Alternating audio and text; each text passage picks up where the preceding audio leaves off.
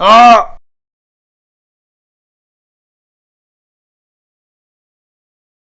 అనగనగా రామాపురం అనే గ్రామం. ఆ గ్రామంలో లక్ష్మి అనే ఒక తెలివైన అమ్మాయి ఉండేది. ఆ అమ్మాయి వాళ్ళ అమ్మతో కలిసి ఆ గ్రామంలో నివసిస్తూ ఉండేది. అయితే లక్ష్మి వాళ్ళ అమ్మ వాళ్ళ కుటుంబాన్ని పోషించడానికి ఆ ఊరిలో కూరగాయలు అమ్ముకునేది. లక్ష్మి వాళ్ళది చాలా పేద కుటుంబం. అమ్మా లక్ష్మి, నీకోసం నేను ఈరోజు ఏం తెచ్చానో తెలుసా? ఏం తెచ్చావమ్మా? ఏది చూపించు. చూపించను, నేను నీకోసం ఏం తెచ్చానో నువ్వే కనిపెట్టు చూద్దాం. అవునా అమ్మా? అయితే చెప్తా ఆగు. అదేమిటంటే నాకెంతో ఇష్టమైన మట్టి గాజులు కదా. భలేగా కనిపెట్టేశావే, అంత ఖచ్చితంగా ఎలా చెప్పగలిగావు తల్లి? నేను చాలా రోజుల నుంచి నిన్ను అడుగుతున్నాను కదా, అందుకే నువ్వు ఈ రోజు తీసుకొచ్చావని ఊహించా. సరిగ్గా చెప్పాను కదా అమ్మా? అవును తల్లి, నువ్వు చాలా తెలివైన దానివి. ఇదిగో తీసుకో గాజులు. ఇది ఇలా ఉండగా కొన్నాళ్లకు ఆ ఊరిలో తీవ్రమైన నీటి కరువు వచ్చింది. ఈ విషయం తెలిసిన విఘ్నేష్ మహారాజు ప్రజలను ఈ ఆపద నుంచి ఎలా కాపాడాలా అని చర్చించడానికి తన మంత్రులతో సమావేశం ఏర్పాటు చేశారు. మహారాజా, విషయం మీకు తెలియనిది కాదు. మన రాజ్యంలో తీవ్రమైన నీటి కరువు సంభవించింది. ప్రజలకు తినడానికి తిండి, తాగడానికి నీళ్లు దొరకక విలవిలలాడిపోతున్నారు.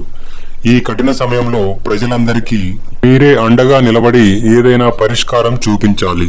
చూడండి మహామంత్రి, మనకు వచ్చిన సమస్య ప్రకృతి వైపరీత్యం. ధనంతో కొనగలిగేది కాదు. మనకు నీరు కావాలంటే ఆకాశం నుంచి వర్షం పడాలి. ఈ సమస్యను ఎలా పరిష్కరించాలో నాకు కూడా అర్థం కావడం లేదు. మహారాజా, ఈ సమస్యకు నా దగ్గర ఒక పరిష్కారం ఉంది.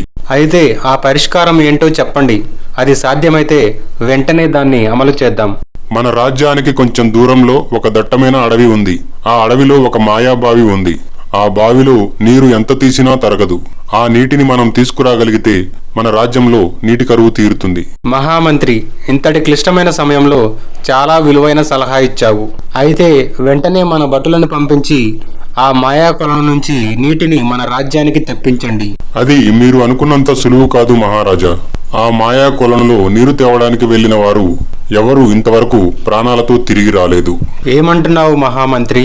మీరేమంటున్నారో నాకు అర్థం కాలేదు. అవును మహారాజా, ఆ మాయా కొలనులో నీరు తేవడానికి వెళ్లిన వారు ఎవరు ఇంతవరకు ప్రాణాలతో తిరిగి రాలేదు. ఆ మాయా కొలను గురించి ఆ చుట్టుపక్కల గ్రామాల వారు కథలు కథలుగా చెప్పుకుంటున్నారు.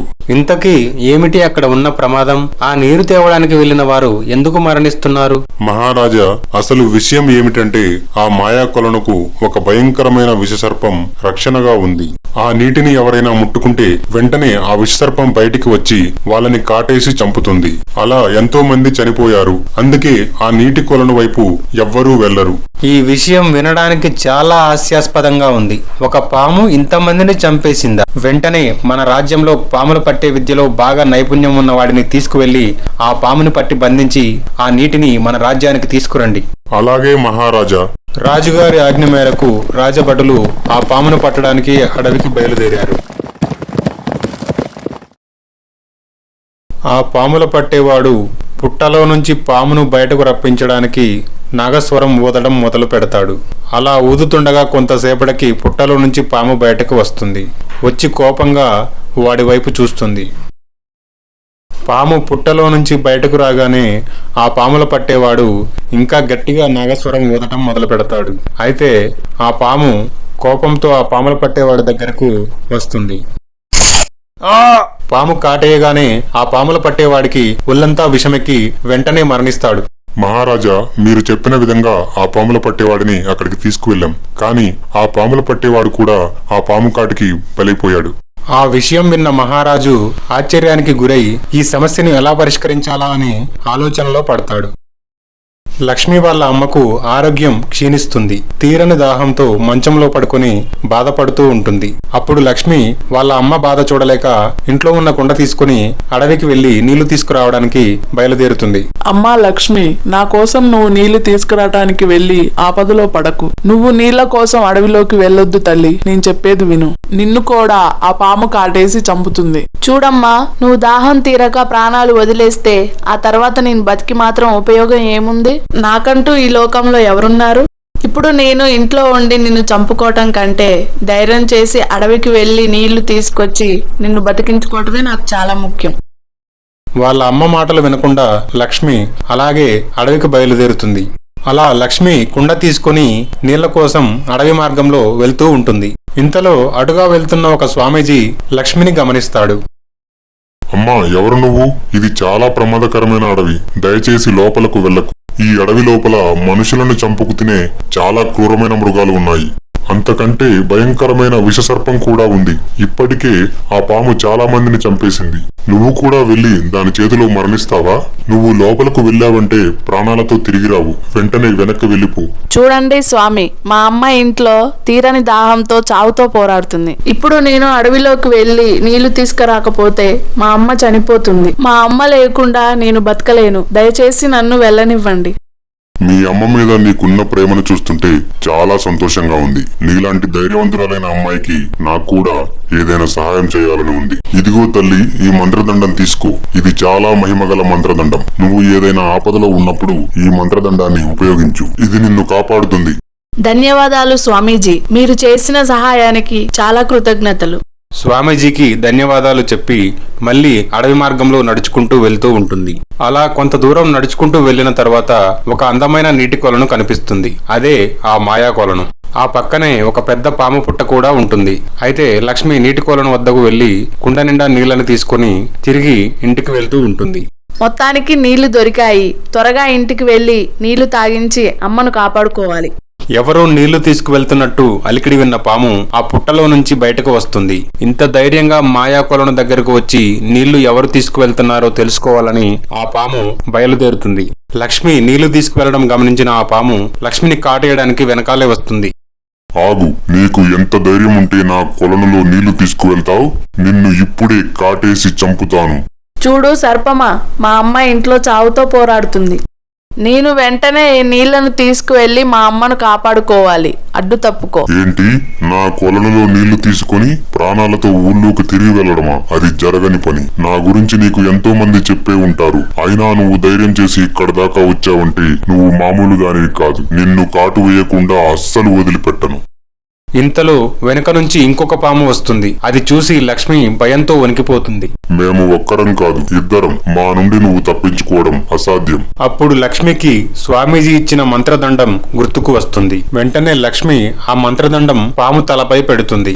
మంత్రదండం తలపై పెట్టగానే పాము వెంటనే చనిపోతుంది. అది చూసిన పెద్ద పాము అక్కడ నుంచి పారిపోతుంది. ఆ తరువాత లక్ష్మి నీళ్లను తీసుకుని అడవి మార్గంలో తిరిగి ఇంటికి బయలుదేరుతుంది. తన బిడ్డను చంపినందుకు ఆ పాము లక్ష్మిపై విపరీతమైన కోపం పెంచుకుంటుంది. లక్ష్మిని ఆ పాము పగబడుతుంది. లక్ష్మి ఇంటికి వెళ్లి వాళ్ళ అమ్మకు ఆ నీటిని తాగిస్తుంది. ఆ తరువాత కొద్ది రోజులకే లక్ష్మి వాళ్ళ అమ్మ పూర్తి ఆరోగ్యం పొందుతుంది. లక్ష్మి మాయా కొలను దగ్గరకు వెళ్లి నీటిని తీసుకొచ్చిన విషయం గ్రామస్తులకు తెలిసి అందరూ ఆశ్చర్యపోతారు. ఆ విషయం ఆ నోటా ఈ నోటా పడి మహామంత్రికి తెలుస్తుంది.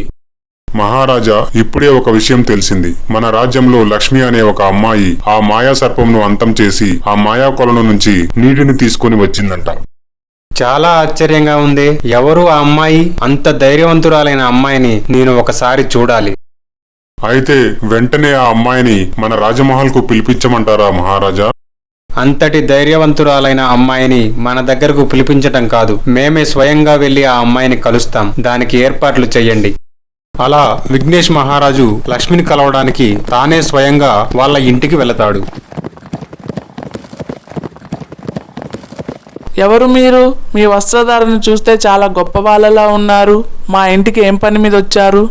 అమ్మా నమస్కారం. నా పేరు విఘ్నేష్ అయాన్. నేను ఈ రాజ్యానికి మహారాజుని. అయ్యో మహారాజా, మీరా? మిమ్మల్ని గుర్తించలేకపోయాను, క్షమించండి. మీరు మా ఇంటికి వచ్చారా? కబురు పెడితే మేమే మీ ఇంటికి వచ్చేవాళ్ళం కదా. అమ్మా, నువ్వు చాలా గొప్ప తల్లివి. నువ్వు ఒక వీర వనితని కన్నావు. అందుకే మిమ్మల్ని నేనే స్వయంగా చూసిపోదామని వచ్చాను. మహారాజా, మీరేమంటున్నారో నాకు అర్థం కాలేదు. మీ అమ్మాయి లక్ష్మి తన ప్రాణాలను పణంగా పెట్టి ఆ మాయా కొలను నుంచి నీటిని తీసుకువచ్చి మీ ప్రాణాలను కాపాడిందని తెలిసింది. అందుకే అంతటి ధైర్య సాహసాలు కలిగిన అమ్మాయిని చూసిపోదామని వచ్చాను. అవునా మహారాజా, చాలా సంతోషం. ఒక్క నిమిషం ఆగండి, ఇప్పుడే మా లక్ష్మిని పిలుస్తాను.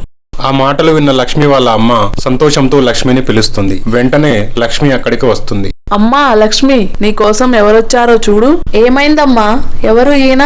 నా పేరు విఘ్నేష్. నేను ఈ రాజ్యానికి మహారాజుని. నీ ధైర్య సాహసాల గురించి తెలిసి నిన్ను కలిసి వెళ్దామని వచ్చాను. మహారాజా మీరా? మీ గురించి నేను చాలా విన్నాను. ప్రజలను కన్నబిడ్డల్లా చూసుకుంటారని, చాలా మంచివారని విన్నాను. చూడు లక్ష్మి, నీ ధైర్య సాహసాలు నాకు చాలా బాగా నచ్చాయి. అలాగే నీ గుణానికి తగ్గట్టు నువ్వు కూడా చాలా అందంగా ఉన్నావు. నువ్వు నాకు బాగా నచ్చావు. నీకిష్టమైతే నిన్ను నేను పెళ్లి చేసుకుందాం అనుకుంటున్నాను.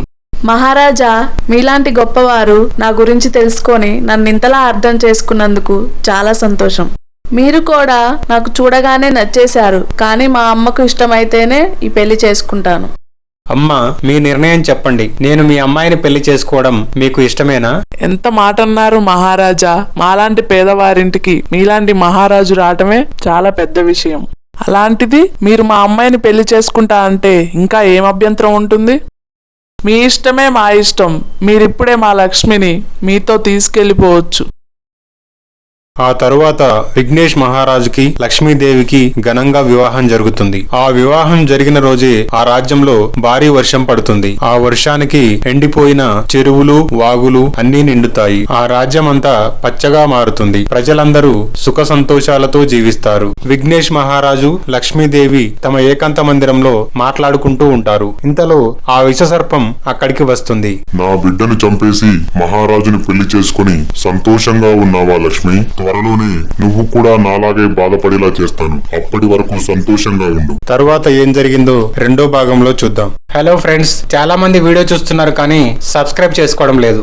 కొంచెం సబ్స్క్రైబ్ చేసుకోండి అబ్బా. ఇలాంటి మంచి మంచి వీడియోస్ ఇంకా చేసి మిమ్మల్ని ఎంటర్టైన్ చేస్తాం.